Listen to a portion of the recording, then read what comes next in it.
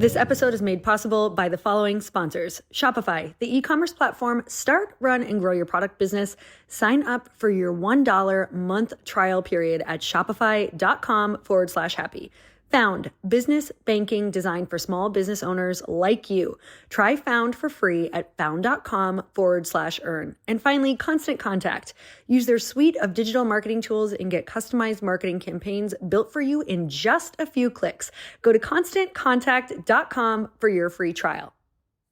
A lot of you, me included in the past, we think that we want the relationships and we even show up in some of the rooms, but we're not showing up in a way that we are open. I can't tell you how many times that we have randomly met people who have completely changed our lives because our body language is open.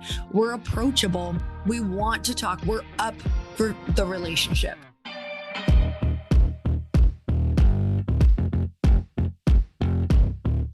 And we're back with another episode of He Said, She Said. And we're back from our dinner series event, which was the greatest event I think we've ever thrown. But before we get to that, give us your glossy tip.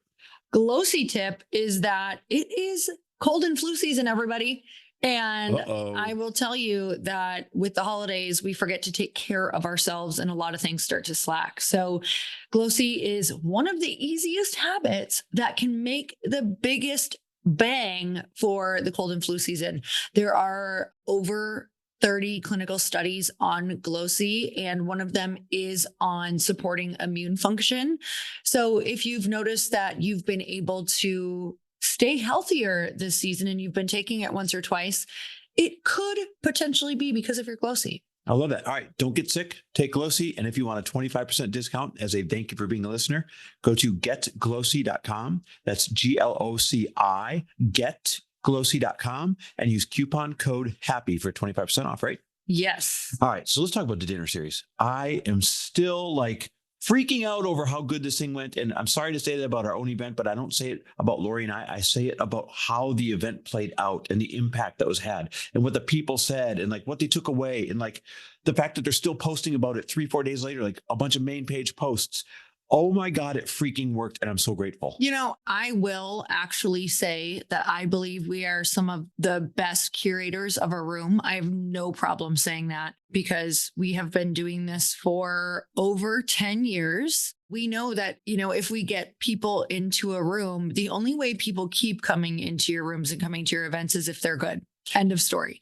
Because it is such a word of mouth experience and everybody talks. It's so funny. People will come in and they'll be like, my friend came or this person told me I had to go. And if a room is not good, trust me, it's not going to last more than 2-3 years without a lot of people knowing. So I will say we curate a room like nobody else because we have been in the rooms. We are the customer. We've done it over and over. We analyze things to death. We say where our experience was good and where it was bad. And also a lot of people don't know that I actually took courses and classes in a year-long course with Jack Canfield in 2014, literally on facilitating. The course was 3 weeks long. It went over every single detail that you could ever imagine on how to create an amazing event from start to finish, really from the customer's perspective. So one, I agree with you. Sometimes it's funny saying that about yourself. So please know we say it from a humble place. But damn it, we know how to create idea exchanges and we know how to create lessons like nobody else. And that's what we want to share today. It was if you weren't in the room, if you couldn't be for whatever reason, no problem. We still wanted to bring them back to you totally free, just as a way of adding value. And there's probably a couple lessons from Jeff Fenster, who was one of the speakers. There's a couple of lessons from David Norrie, who was one of the speakers. But I wanted to start with a segue of what you just said. And one of the lessons I heard over and over and over from the guests, right? They pulled us aside at the end of the night, or they sat by us at the dinner table or whatever. They kept saying this one thing, and that was they couldn't believe the impact of being in the room where other people are already living out your dreams, or where other people are already living out your realities, or where other people are already living out your goals. The value of being in that kind of room is priceless, priceless, priceless, priceless. I don't care what you do this year. Our room, somebody else's room, a freaking magical room. I don't care. Get your ass into the rooms where other people are already living out what you're hoping to one day live out yourself. Does that include the magic spots in Wisconsin on the sides of roads or no? What is that? Yeah. Like the waysides? Yeah, when you're on road trips and it's like the magic spot. Oh, you guys Google what the magic Oh. spots were. Don't go in those rooms. Yeah. But anyway, Yeah, like by we just Wisconsin grew up Dells. with them. Okay. So yeah, don't go in those rooms. Get into smarter, better rooms. Okay. So anyhow, that was the lesson, guys. There's a real lesson there that I don't want you to skip over. And that is the shortcut is getting into the rooms where others are already living out your dreams. Because you're going to get the answers. You're going to get the shortcuts. You're going to get the don't turn left, turn right. You're going to get the don't go up, go down. People are going to save you so much time and so much money and so much heartache and so much heartbreak by being able to say, here's how I navigated it already. But more important than that, it's not just about the roadmap that's shared. It's about the fact that it makes it real for you. I think when people came up and said this to us, what they were really saying is, I didn't believe this was possible until I met this person who's already doing it. Mhm. I didn't believe you could make this much money until these 10 people that sat at my dinner table were already making this much money. I didn't believe I could sell this many widgets until I met this person and this person that's already selling this many widgets, this many books, this many courses, this many whatever. And all of a sudden it was freaking real for them that they could too, because someone they met and said, hey, you're cool, but you're no cooler than me. The only missing piece must be a little bit of knowledge, a little bit of time, and a little bit of effort. I think one of the craziest things was how incredibly approachable and relatable Jeff Fenster was. He has love 8 him. and 9-figure businesses. You guys, Multiple of he's them. actually one of the most successful entrepreneurs I've ever met in my entire life. And one of the biggest takeaways from people was that whenever they would ask a question, the answer was actually something that they were capable of doing. Attainable. Because Jeff really is he's become the master of learning to identify what he needs and how to hire for that thing and implementing whatever strategy he needs to make sure that it gets done. And the way that he explained it, though, you guys, this is amazing because you can listen to this podcast and then you can actually go and listen to Jeff's podcast, which we posted this week. So you can go and check out the entire thing. Was that he is so incredibly attainable. And I think that's the biggest, most inspiring thing I took away from Jeff.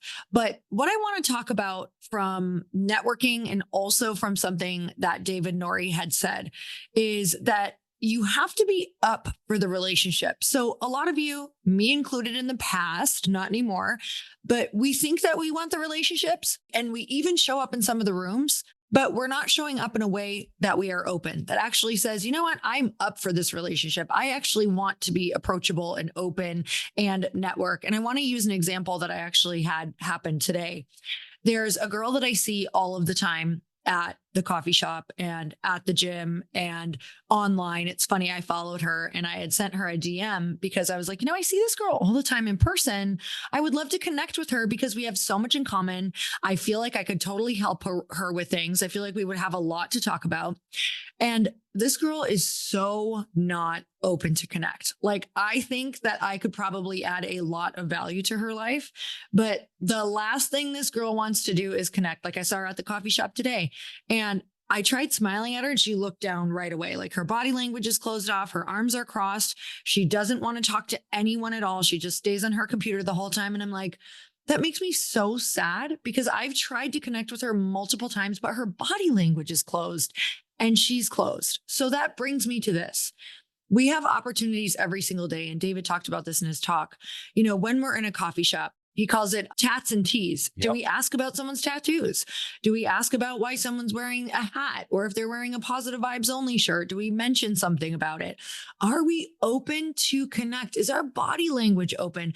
Do we smile? Do we do a big toothy smile to people to say, hey, I'm friendly? Or are we totally closed off when we go in these different rooms or when we go to the coffee shop or when we're walking on the street? Because let me tell you, I can't tell you how many times that we have randomly met people who have completely changed our lives because our body language is open. We're approachable. We want to talk. We're up for the relationship. That was my biggest takeaway when David was talking as well. And I'm just going to add it in a bit of a different way or drive the nail home. And that's this: networking and first impressions are a learned trait. If you want to grow your business and have a powerful network, you must choose and learn to do it on, it's a choice. You can't just say, oh, I'm an introvert and then not connect. And I say this not like to judge anyone. This is me. I'm like, oh, I'm an introvert. Oh, I don't like talking to the person on the airplane seat next to me. Oh, I don't like connecting. Oh, I'm this. Oh, I'm that. Except my life is richer when I am up for the relationship. And that's how David phrased it. He said, are you up for the relationship? And that means, is your body language up for the relationship? Is your attitude up for the relationship? Are you, literally signaling to the world that you were up for the relationship? And when I started doing that, I made more connections. I found more customers. My life became richer because I'm meeting great people. And all I had to do was make the choice that my first impression and my body language and networking can be a learned trait. Mm-hmm. It's huge, you guys. And you can start really small and it's going to still make a big impact. And, Chris and I talk about this all the time on our walks because I swear to you, like compared to who we were even 5 years ago, we're the people who you cannot pass us if you have open energy where we're not going to say something to you, where we're not going to comment on your dog or your shirt or say hello or beautiful evening or whatever it is.